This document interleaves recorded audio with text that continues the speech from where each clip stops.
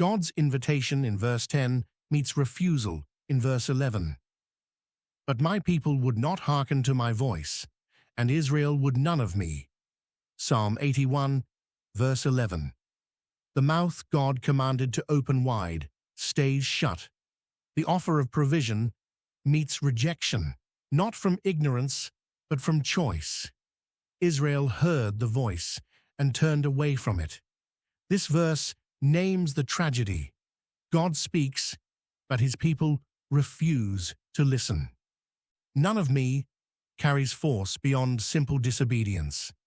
Israel did not just break a rule, they rejected a person, God himself, the one who split the sea and thundered from Sinai.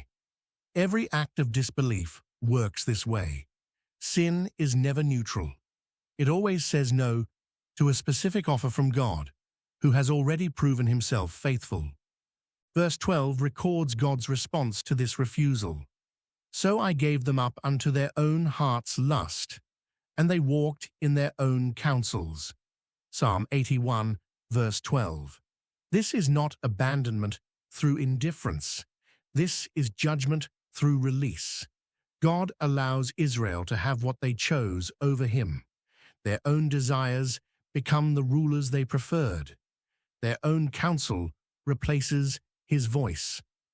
Paul describes this same pattern in Romans 1, verse 24, where God gives sinners over to uncleanness, following their rejection of his truth. The principle holds across covenants. When a people refuse God's direction, he may withdraw restraint and let them experience the full weight of their own choices. This withdrawal is itself a form of wrath, quieter than fire from heaven, but no less severe. A heart left to itself finds no rest and no satisfaction, only the exhaustion of self-rule. Verse 13 shifts back to lament, as if God pauses over what might have been. Oh, that my people had hearkened unto me, and Israel had walked in my ways. Psalm 81, verse 13. The tone changes from judgment to longing. This exclamation reveals something of God's character, often missed in discussions of divine sovereignty. God does not delight in judgment for its own sake. He grieves at the refusal of his own people, wishing for their obedience not for his benefit, but for theirs. Verses 14 and 15 describe what obedience would have secured. I should soon have subdued their enemies and turned my hand against their adversaries. The haters of the Lord should have submitted themselves unto him, but their time should have endured forever. Psalm 81, verses 14 to 15. Had Israel walked in God's ways, their enemies would have fallen under divine intervention. Those who hated the Lord would have been forced into submission.